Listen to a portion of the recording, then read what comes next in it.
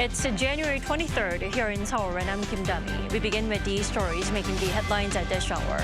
Starting with the first Quad foreign ministers meeting since the launch of the Trump administration. The statement, signed by top diplomats of the U.S., India, Japan, and Australia, left out their long-standing usual commitment to the complete denuclearization of the Korean Peninsula, a possible alarm for South Korea, as the omission came after U.S. President Donald Trump called North Korea a nuclear power.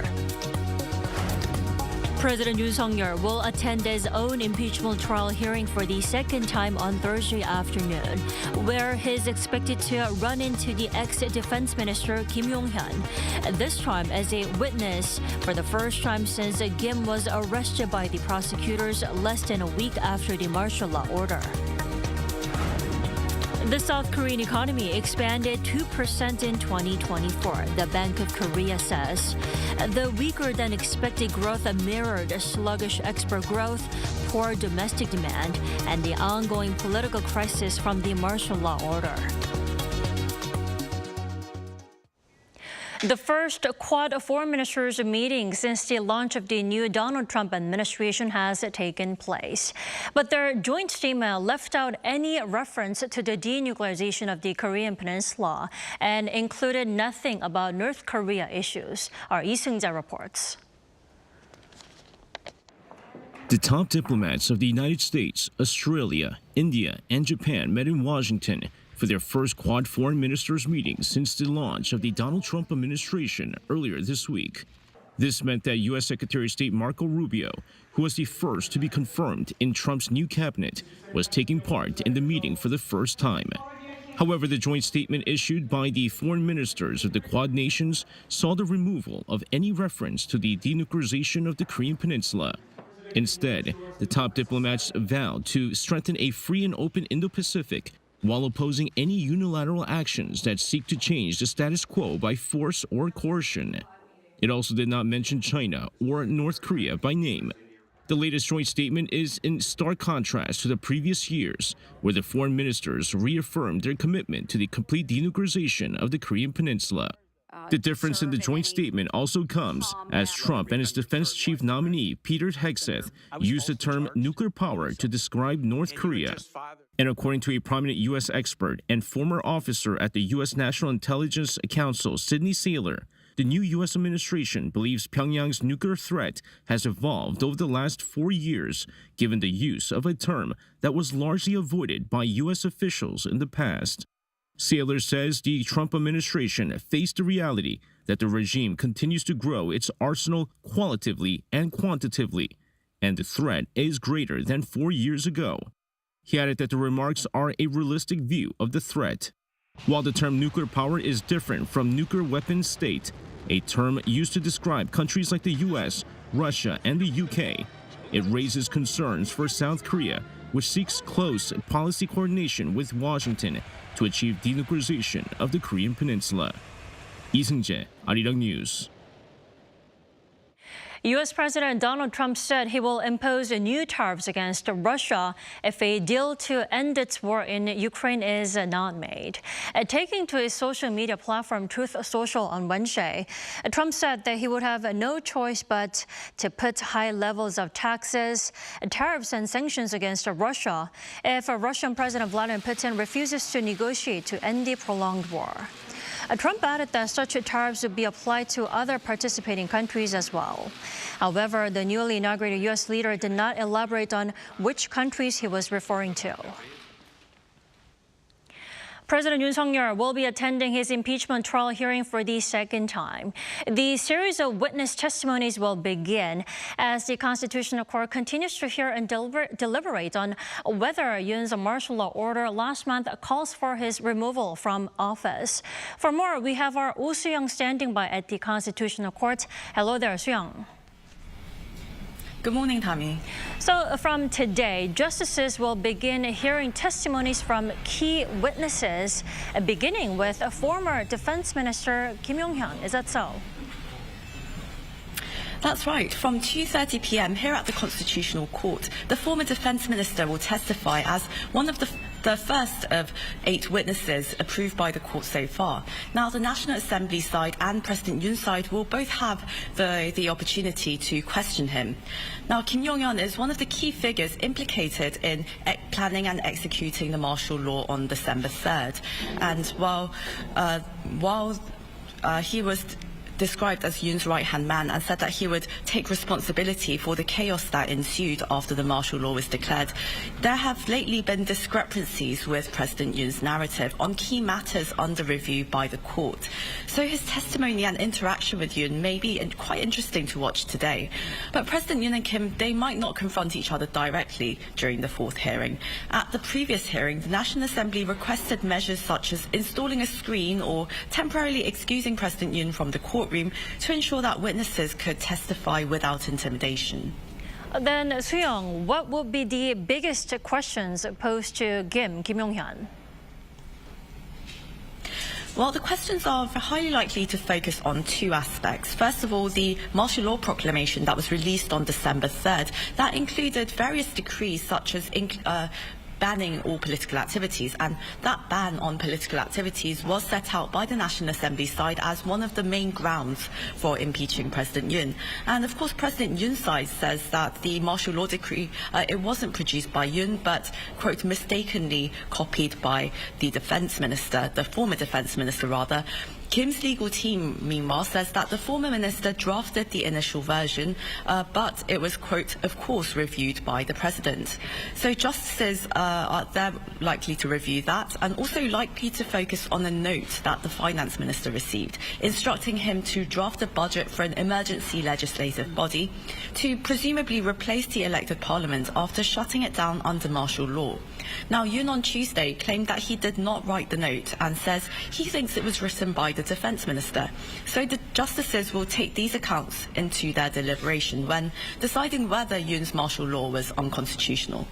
Definitely. But while refusing to cooperate with investigators who arrested him for questioning, the president seems pretty determined to attend the impeachment trial himself, doesn't it? Yes, that's right, Tammy. Yoon's legal team, they've said that the president, if possible, will attend all future hearings, which have been scheduled until February 13th. And so far, the president has filed without success appeals against his arrest, and major figures implicated in the suspected insurrection have also been arrested. So he is looking rather cornered here when it comes to the criminal investigation against him. By attending future hearings at the Constitutional Court, President Yoon could emphasize his own narrative and might even directly question witnesses if necessary.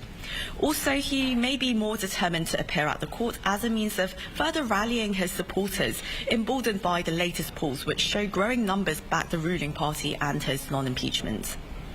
Indeed. All right, Soo-young, thanks so much for the coverage. Do keep us updated throughout the day.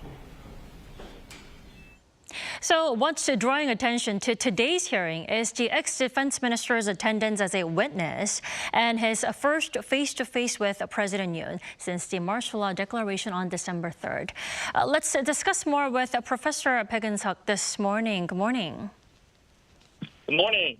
So we'll be seeing 2 key figures in the same room later today. How do you expect the atmosphere to be? Well, President Yoon and the former Defense Secretary Kim are the 2 men at the very center of the martial law debacle. They were one team in planning and implementing the failed martial law, as you know. And today will be the first time the 2 meet face-to-face since the insurrection investigation began.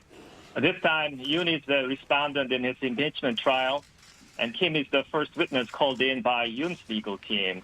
What is to note, in my view, is that on key issues, such as what role Yoon played in respect of the martial law decree number 1 that prohibited all political activities, etc., some of the statements Kim made during his criminal investigation and Yoon's own statements are not in agreement. They are inconsistent. So we will see whether Kim will testify to the fact that Yoon was the mastermind behind the decree with intent to carry it out, thereby sort of distancing himself from the president, or he will change his previous statements and place him in line with Yoon, showing loyalty to the president. Since Kim is Yoon's witness, he will be first examined by the president's legal team, and I gather President Yoon himself may examine Kim during this time. There's a possibility of that before the cross-examination by the National Assembly's legal team. It will be quite an interesting scene to follow later today. Kim Yong-hyun made a statement that he broke the laptop that wrote the decree number 1 announced at the time of the martial law order, adding that he broke it because he accomplished a mission. How will such a statement affect the impeachment hearing and the trial itself? Well, one key issue in the impeachment trial is what exact role President Yoon played regarding the decree. President Yoon has so far maintained that Kim was chiefly responsible for drafting the decree, with Yoon only approving it, and no execution of the decree was actually intended. Kim's notebook, computer, mobile phone, and other files and documents are in that sense, critically important pieces of evidence in establishing the full facts. Now that the key evidence has been destroyed, it will be much harder to establish what actually happened and how responsible President Yoon was in that regard. And in this sense, this may cause the trial to take longer, I suppose. Well, we should also talk about the memo about allocating funds for establishing an emergency legislative body that President Yoon allegedly passed to the current acting president, Choi Sang-mok, while Yoon continues to deny all the allegations. Let's talk about that. Right. The note ultimately handed over to the Minister of Economy and Finance, now the acting president, Choi.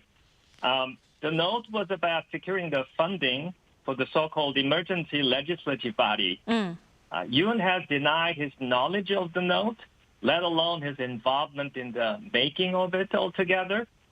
On Tuesday, upon being asked by the acting Chief Justice Min about the note, President Yoon stated he first heard about it through the media, and something like that could only be written by the Minister of Defense, that is Kim.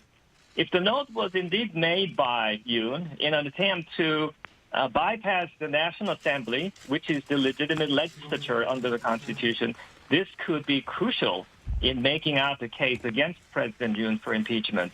So we will have to see what Kim's stance today is, taking the responsibility himself, or basically pointing the finger, so to speak, at President Yoon.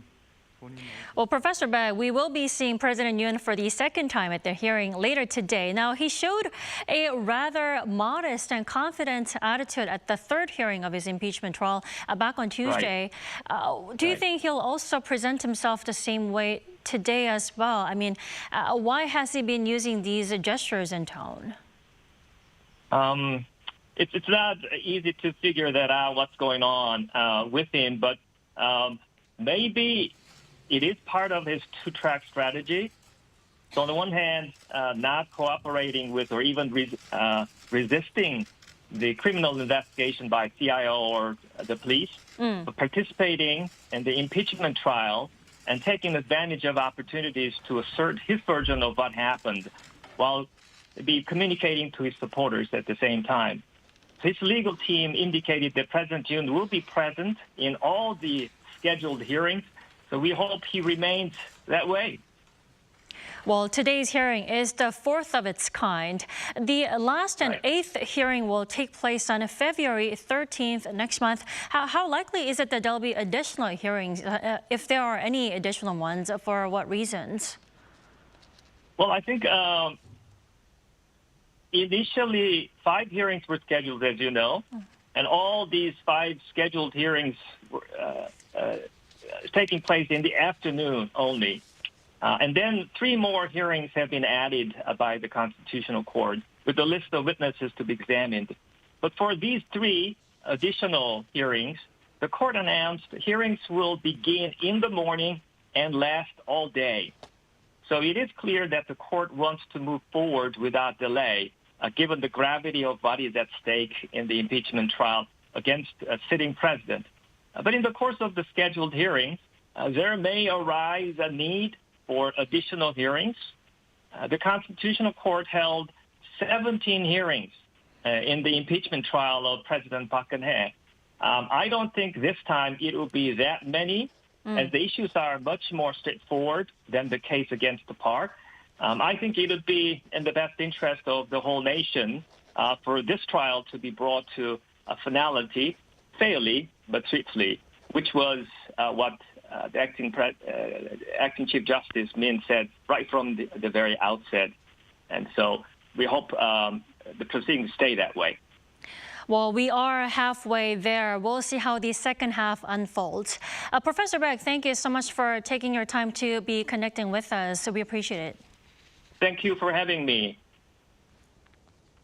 So President Yoon's appearance at the hearing today will mark his third trip out of the Seoul Detention Center, where he's currently being detained. We go live there with our Kim Jong-hyun standing by. Hello there, Jong-hyun. Hi, Dami. So, Jong-hyun, all eyes are again on the detention center ahead of his travel to the Constitutional Court later this afternoon. How are things looking there this morning? Well, Dami, behind me is the gate where President Yoon is currently detained. And to my right, there had been less than a dozen supporters, around 8 people, holding up signs supporting, I think, President Yoon. And they earlier got into an argument and with people that are protesting against. They seem to be supporters of President Yoon for quite some time because they were coming up to us and asking us who we are. And they were also telling us their stories that they were here also yesterday. I also want to mention something that we're just learning, that the CIO may hand over President Yoon's case to the prosecution as early as today. A briefing is scheduled for 11 a.m., so we will have to bring you more updates in our later broadcast. This decision may have come as the CIO suffers from public backlash for their failed attempts to investigate President Yoon for the third time as of yesterday. Legal basis had been we see that people are screaming just there. A legal basis had been that the CIO lacks authority to investigate the president or that he cannot investigate charges of insurrection. This follows attempts to search presidential residence and the office for evidence, which were blocked by the presidential office. Now, take a listen to CIO Chief Oh Dong-woon, who spoke to reporters yesterday.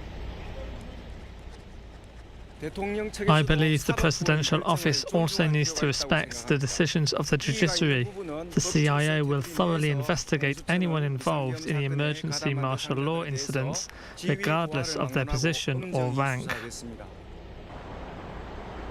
Now, with no success in their attempts to question Yoon or search the presidential office and residence, it's possible the CIO may be handing over the investigation for a swift transition and to avoid more criticism.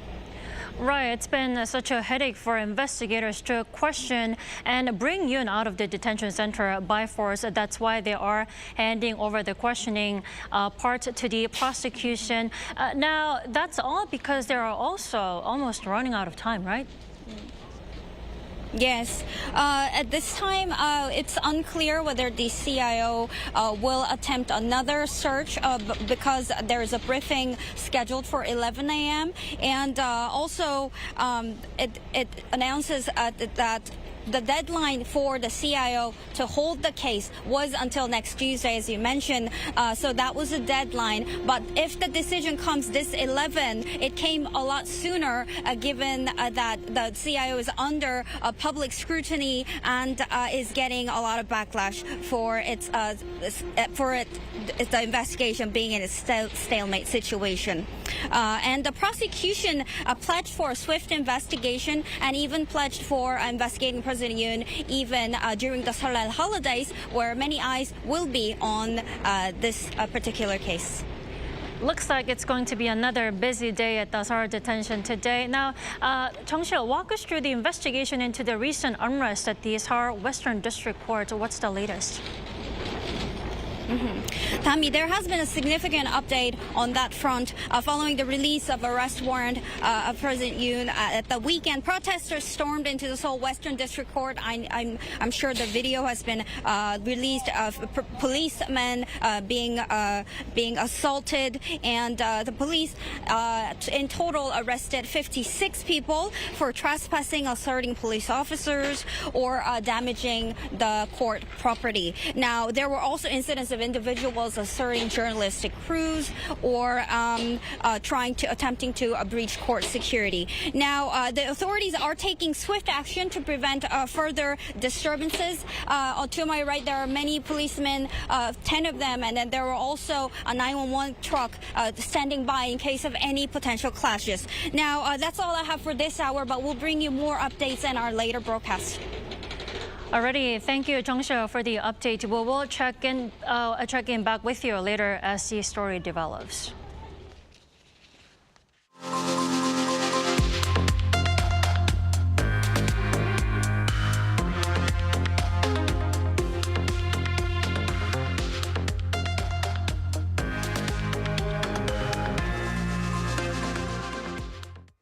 South Korea's economic growth in 2024 showed only a modest growth. That's according to data from the Bank of Korea released on Thursday, which showed that the country's GDP grew 2% on-year in 2024, lower than the central bank's November forecast of 2.2%.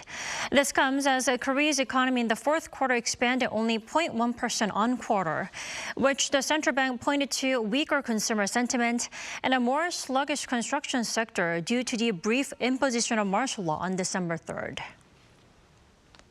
SK hynix, the world's second largest memory chip maker, has announced its highest ever revenue and operating profit for 2024, driven by the strong demand for high bandwidth memory.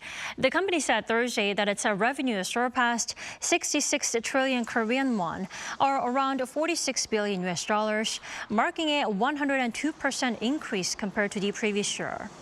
Operating profit turned positive, soaring to just over $16 billion. And last year's fourth quarter also saw a record high operating profit of over $6 billion. Samsung Electronics' latest venture into integrating AI into smartphones promises smarter, faster, and more personalized experiences for consumers. Our Moon Hae-ryun has the details on its next generation Galaxy S25 series. Imagine a phone that knows what you need before you do. That's what Samsung's latest smartphones promise to make a reality. At its Unpacked conference on Wednesday in San Jose, California, Samsung Electronics announced its latest flagship Galaxy smartphones, the Galaxy S25 series.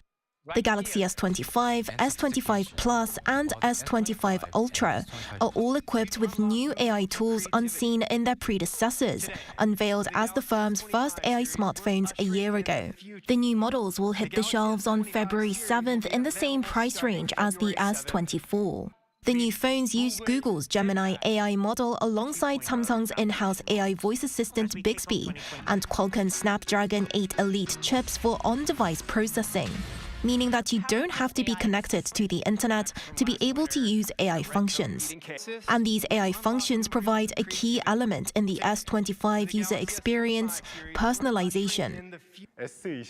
With the S25, users can enjoy a seamless experience where the AI, agent and personalized AI features make life easier. Just say what you need, and the phone will recommend and handle it for you. For example, Now Brief is a new service that provides a morning feed catering to your personal preferences based on user data, such as displaying your schedule for the day from your mobile calendar. Now Bar is something that leads on from the briefing, giving you timely updates throughout the day, such as giving you directions to your next meeting or giving you a breakdown of the latest sports games you've missed based on what teams you follow. And this is another reason why on-device processing is so crucial, because personal data used to tailor these functions will only be stored and processed on the phone. While the new AI features are the main focal point of the new phones, the hardware also boasts some upgrades. The new Ultra line has a 50-megapixel sensor on its ultra-wide rear camera, in contrast to the S24's 12-megapixel sensor for better quality images and videos, and also features a new, hardier screen. The series overall has rounded corners with a reduced bezel for bigger display, and there's an even thinner model to come called the Galaxy S25 Edge. This model was briefly previewed at the end of the Unpacked event, setting up competition in the skinny smartphone market, with Apple's ultra-thin model expected to come later this year.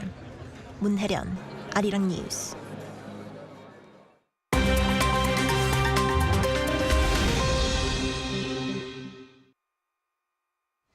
Now, let's take a look at the stories from around the world with our Choi Ji-hee. Good morning, Ji-hee. Good morning, Tommy. Why don't we begin in Germany, where 2 people were killed in a stabbing attack, and one of them was apparently a toddler. Do tell us more. Right. Police arrested a 28-year-old Afghan man for stabbing a boy and a man to death in a park in the Bavarian city of Aschenburg on Wednesday. The suspect, previously known for violent behavior and detained a few times, assaulted the group of children with a kitchen knife, killing a 2-year-old boy and a 41-year-old man who was trying to protect the children. 2 others were seriously injured and moved to hospital for treatment. While authorities are investigating the motive of the attack, initial assessments suggest mental health issues. German Chancellor Olaf Scholz condemned the attack as an unbelievable act of terror and stressed the need for accountability regarding the suspect's residency status. Chinese President Xi Jinping and Russian leader Vladimir Putin held a video meeting on Tuesday to reaffirm their strategic partnership following the inauguration of U.S. President Donald Trump. During the 1.5-hour discussion, the 2 leaders emphasized their commitment to a multipolar world order and expressed mutual support for each nation's core interests. Putin referred to Xi as a dear friend and stated that the Kremlin and Beijing are strengthening their ties based on friendship, mutual trust, and support, despite external pressures. Situations in the Middle East, South Korea, and Taiwan were also reportedly discussed. While President Trump was not directly mentioned, the timing suggests that Putin and Xi are preparing to build relations with the new U.S. administration. Trump earlier threatened tariffs on Beijing and warned of sanctions if Moscow does not end the war in Ukraine.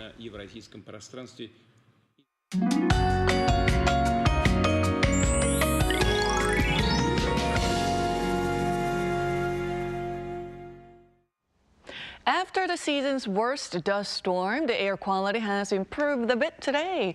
However, it will stay bad throughout this morning with a ultra-fine dust advisory remaining in place. But more regions will see better air quality as the day goes on. But unfortunately, those of us in the capital area need to keep a face mask on will stay in the bad category all day today. Early spring-like warmth continues in most parts of Korea under sunny skies, and it's forecast to be even warmer tomorrow with an expected high of 9 degrees here in the capital.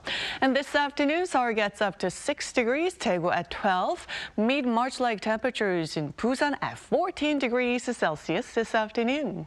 And those traveling on the road during the Seollal holiday need to keep the weather in mind. We have a wintry mix in the forecast early next week. Also, Monday's mix will bring an icy cold conditions to the country. Well, that's Korea for you, and here's a look at the international weather conditions.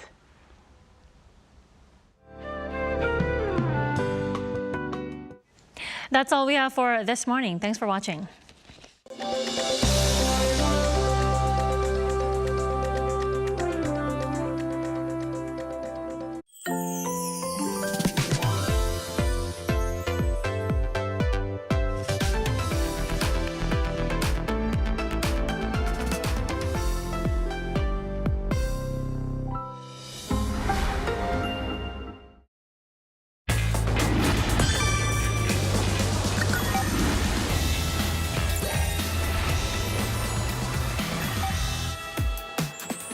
A country where traditional and modern cultures coexist. Where you can explore spectacular landscapes and nature. Savor the delights of traveling at every turn. Where? Korea, of course. There are some must-visit places in Korea, ones that appear in every tour guidebook Hangang River, Gyeongbokgung Palace from the Joseon Dynasty, and... Yes, these are essentials, but I want to go somewhere a little different. I don't have to follow the guidebook. For example, filming locations for K-pop music videos or K-dramas and movies. Traveling is all about taking it slow. A long walk at your own pace or even zoning out somewhere quiet. Doesn't it sound relaxing? You travel for the experience, trying something new in a foreign place, de-stressing and making lifetime memories, taking tons of pictures along the way. 70% of the Korean territory is mountainous. Naturally, hiking is a very popular pastime in Korea. Not your kind of activity? Trust me, the view will make the effort worth it. Just catch your breath by the cold stream in the valley. Korea is surrounded by the sea on three sides. From the beach, you can enjoy a wide open view as well as various water activities. But the riverside is great too. There's plenty to see and do. If you're in Korea, you can't miss the night view full of dazzling lights. Yes, even the same place can have a totally different vibe at night. Want to make unforgettable memories? How about traveling to all corners of Korea? Join us next time to explore more about Korean culture.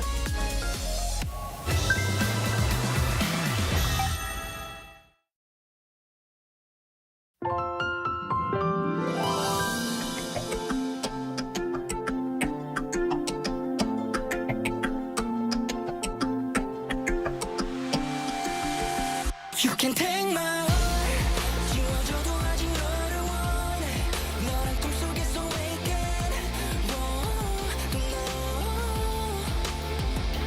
기억 속에 멀리 네 곁에서 falling. Tell me was it all? Now you know.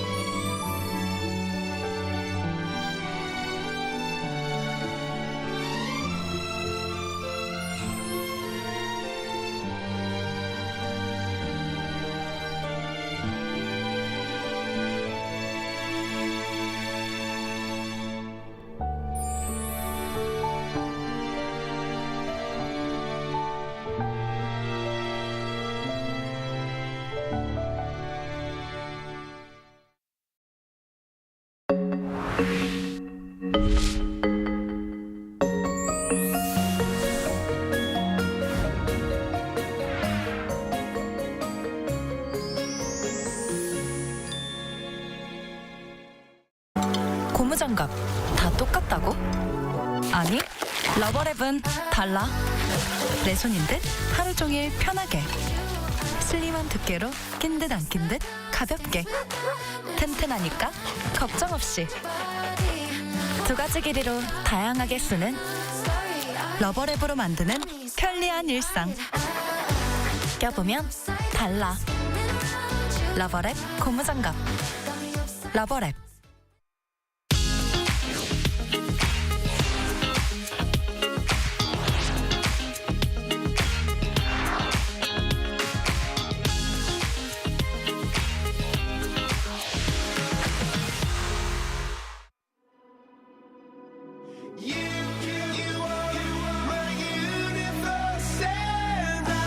We're here to bring a new type of news show. New insights, new styles, and new topics every day. We're a new generation. Breaking news just for you. It's Thursday, January 23rd here in Seoul. I'm Song Yujin, and you're watching News Generation. Joining us today is Cheska Dainho. Happy Thursday, everyone. Happy Thursday. And Julian Kim. Happy Thursday. Happy Thursday. Now, both are here to speak on behalf of those in their 20s and 30s. We're going to begin with our keyword news for this Thursday. Our keyword is Seollal, the Korean Lunar New Year holiday. A recent survey conducted by a domestic research platform shows that nearly half of Korean adults have no special plans for the holiday and will stay home. According to the survey of 2,000 people, 49.7% answered they plan to stay home, followed by 31.6% who plan to visit their hometown or their parents. Meanwhile, 9.2% said they will travel within the country. So the Seollal holiday is just around the corner next week. I want to ask our panelists plan for this upcoming Seollal holiday. Yeah, so this will actually be my first time celebrating Seollal here in Korea. So I'm very, very excited for that. So my family will be coming over to my place. We're going to be doing the traditional things that we do for the Seollal, eat some food. But other than that, yeah, I'm just excited to spend some time with family, spend some time alone in Seoul, and to catch up on some work and some books that I wanted to read. So family time, you time, and then reading books. Yes, I'm very excited. You seem to be excited. Yeah. Six long days. Yeah, 6 long days. It is indeed a very long holiday, this Seollal holiday. Then what about you, Cheska? Please share your plans. Yeah, I'm just as excited, but I'm excited to spend the 6 days of holidays all by myself. So I, unfortunately or fortunately, fall into the category of those who would be spending most of the time alone. My family is in the States and my grandparents have recently relocated, so I will mostly be alone. But I also love the Seoul city when it's super quiet and empty during Not summer. a lot of cars, not a lot of people. And I always go bike riding, and I love that the road is completely empty. And even for that momentary time, I feel like I own the city, which is a great Which is a rare experience, especially for a crowded city like Seoul. Exactly. So I try to embrace it and enjoy it as much as I can. Well, hope you guys both enjoy the long 6-day Seollal holiday, which is just coming up next week. And that was our keyword news for this Thursday. So we're now going to move on to our main discussion of the day. Today we're going to focus on the latest lifestyle trends among our generation. For more, take a look at the screen. If you're a senior student in Korea, the time to say goodbye to your classmates and teachers is fast approaching. With graduation season just around the corner, today we're exploring how graduation ceremonies in Korea are evolving. Right, so if you graduated years ago, you might be wondering, is it already graduation season here in Korea? Because it feels a bit early when I graduated. So starting off, Cheska, when are most schools in Korea holding their graduation ceremonies, the big day these days? Yeah, so here in South Korea, the new year actually starts in March, which I think is quite lovely and symbolic because it's the springtime. Best season, one of the best seasons of the year. Exactly, so new blossom, new year. So in that sense, classes end around December and very short spring break, and graduation normally falls, I would say, around February. And I remember this quite distinctively because I was always sad that I didn't get to celebrate my birthday because it fell in February. Same here. I'm a February birthday. Oh, you're a February girl. Okay, so it was always quite sad because everybody's saying goodbye, but it's like, I want you to come to my birthday. But these days, apparently, they're expediting the graduation date to January. Right, this month. Exactly, to give more time to students to prepare going up to the next grade level. And I think that is quite fitting because I would like to be done with graduation, sort of have a peace of mind, maybe go on a spring break with the family and friends, and then move on to the next year. Right, so graduation season is earlier here in Korea when compared to the past. We're seeing ceremonies taking place in January this month right now. Now, as far as I understand, Cheska's and my student days are over. We're done with school. But Julian,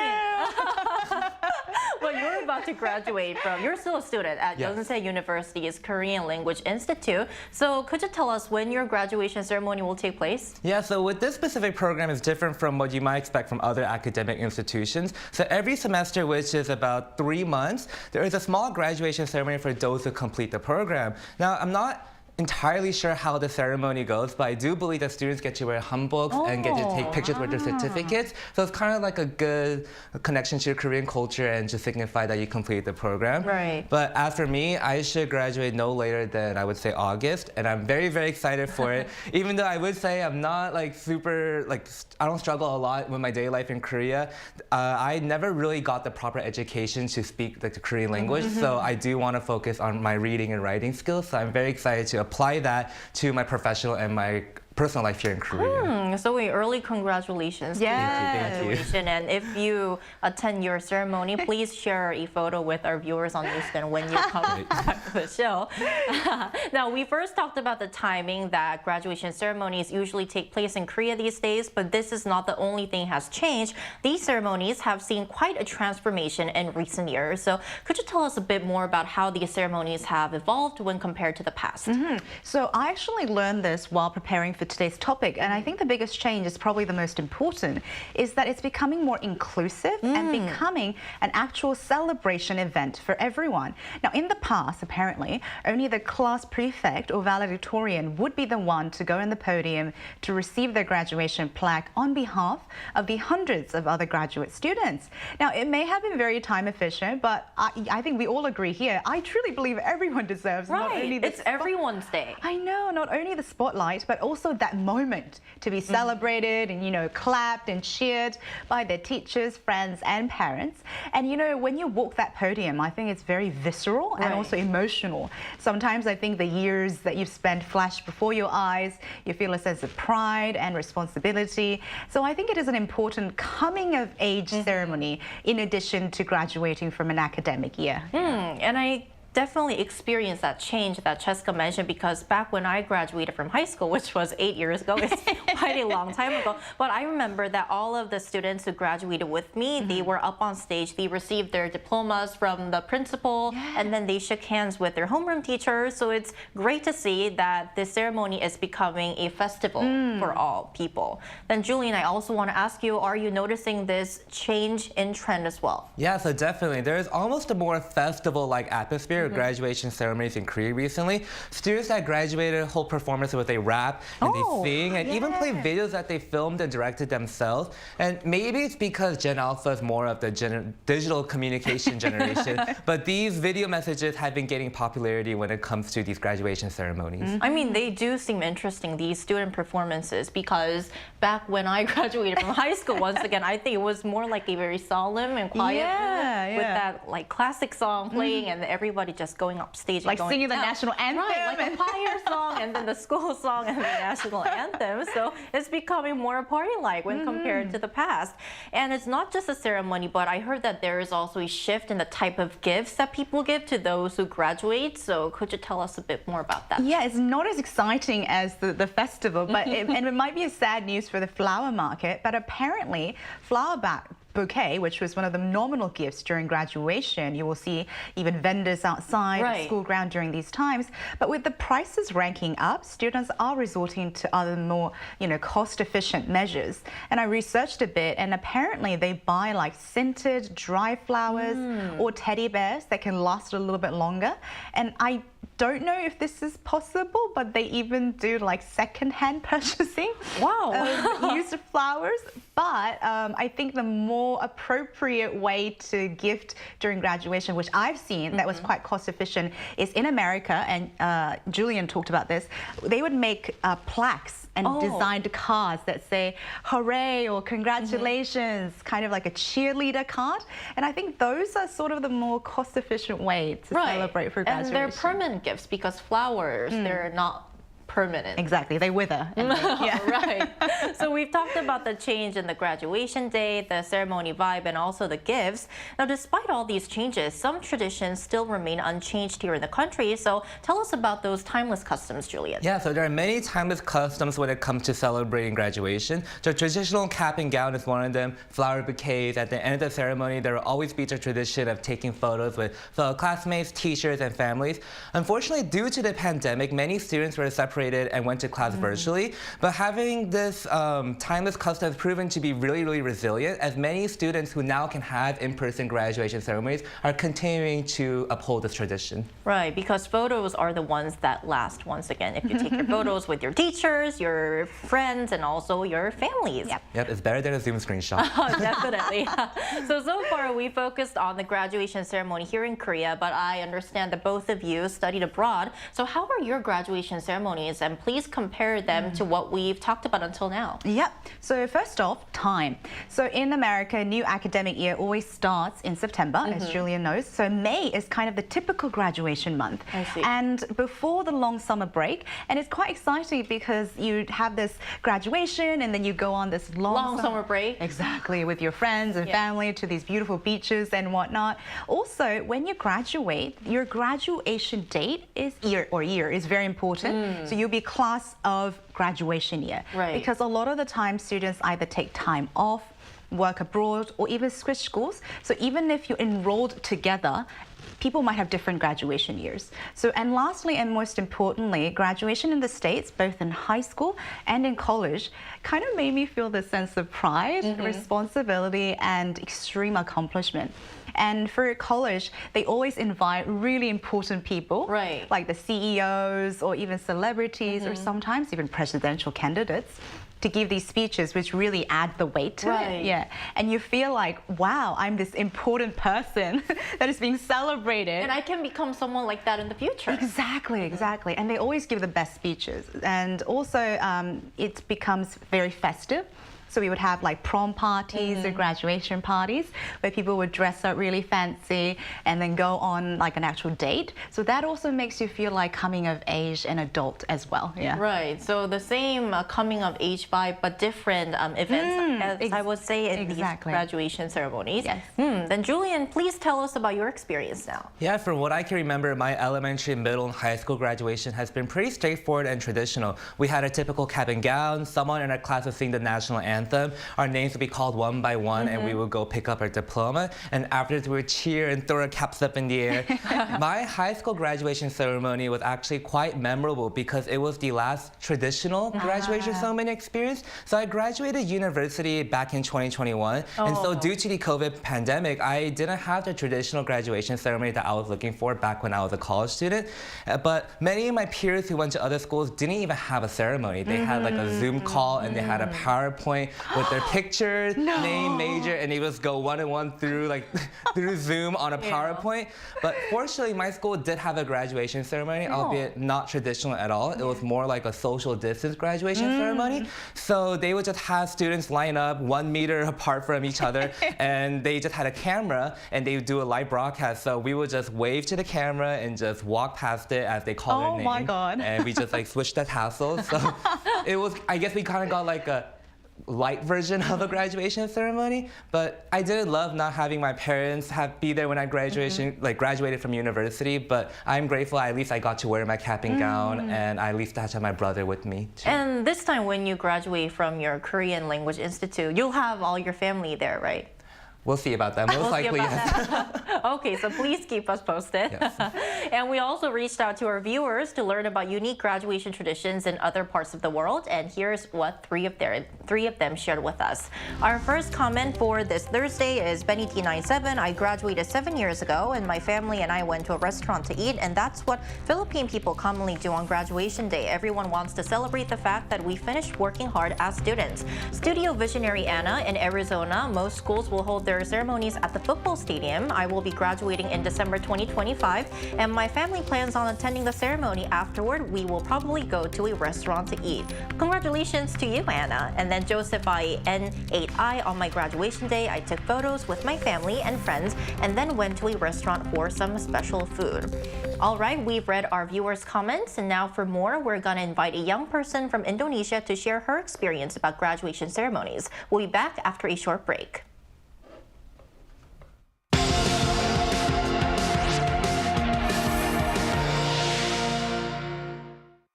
NewsGen wants to hear from you. Go to YouTube and search our channel Arirang News. Click Community and leave leave a comment down below.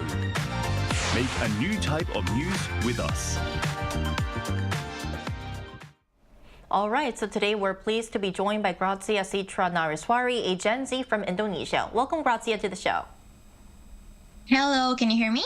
Yes, we can hear you perfectly well. Okay. Thank you so much for joining us this morning.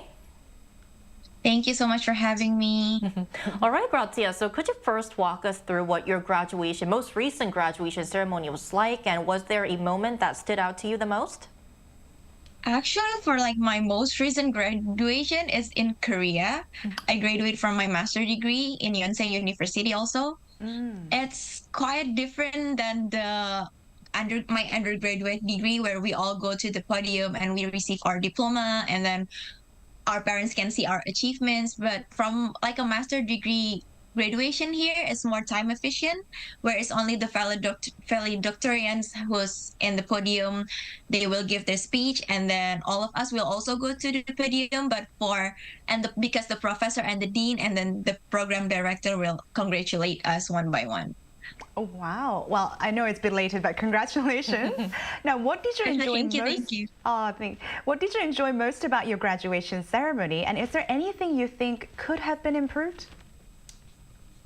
I think, let's say from my most recent graduation, like for the master degree graduation here, what I enjoy the most is actually the time efficiency, because our family are flying from different part of the world, and actually it was Monday, so it's really hard for us to gather all of the family here. But so the time efficiency and how we make the ceremony tight but also like meaningful is really I really appreciate it, because every one of us and then the family can gather around. And for like my graduation back home, I really enjoy like and appreciate how the school put like every achievement that we achieved during our study period when they call our name to the podium. And I think for anything that we can improve, no, I don't think so. I really enjoyed my undergraduate and master degree graduation both the same. That's great. So going off of that, what do you think is the significant of graduation ceremonies, and how important do you think they are for students? I think it's really important, not only for the students, but also for like the family, because I saw like how our parents gather here and then their proud face smiling, seeing how their children achieve yet another milestones. So it's a really appreciation moment, not only for the students, because we already achieve a certain checkpoint for our professional and personal life, but also to celebrate like the friendship that grows along the time that we studied together. And I think it's a meaningful moment where we appreciate and celebrate our process, our growth throughout our studying period in our school, but also a checkpoint where we realize that it's a new beginning for a new journey after the graduation. It definitely opens a new chapter of your life. All right, Grazia, thank you so much for your time today and joining us this morning. Thank you. Right, so ending off, we've all experienced the excitement of graduation. So I would like to ask you the same question. What kind of meaning do you think these graduation ceremonies have for those graduating? You know, I was looking at the VCR and I kind of got emotional. Really? Yeah. But I think there's a great quote that I use, which is, your education is a dress rehearsal for a life that is yours to lead. And back when I was sitting at the graduation seat and people giving these speeches about, oh, your new chapter of life is starting, I really didn't know what they were talking about. But once I actually started to live, I realized that graduation ceremony really wasn't the end. It was a celebration to something that was about to start.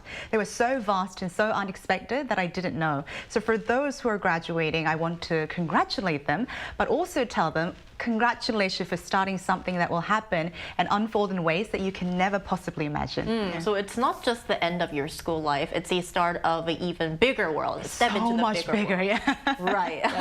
And what do you think, Julian? Yeah, so graduating is such an exciting time, and I strongly believe it's important to take the time to celebrate your accomplishments. And going back to school now, I'm definitely getting reminded just how challenging it can be to be a student. So this tradition is a very, very great way to not only just close an important chapter, but it's a great new beginning to your next adventure. And it's such an important celebration, not just for yourself, but also for your teachers, people that support your academic career, like your family too. And for my case, missing out on a complete graduation ceremony back in college made me realize just how significant these ceremonies are and how important it is to celebrate this. They are indeed symbolic, impact with meaning. And for all of us who are graduating, a big congratulations from our News Gen team. And that's all from us today, but News Gen will be back tomorrow, Friday at 10:30 a.m. Korea time. Special thanks to Cheska Dain-ha. Pleasure's always mine. Thank you. Thank you, and Julian Kim. Thank you for having me today. Thank you, and thank you everyone for watching, and we'll see you tomorrow. We are News Generation.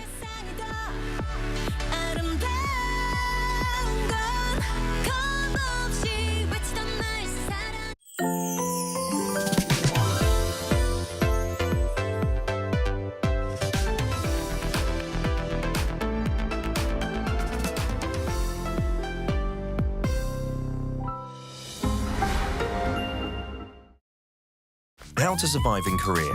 Weddings. Step 0. Attire.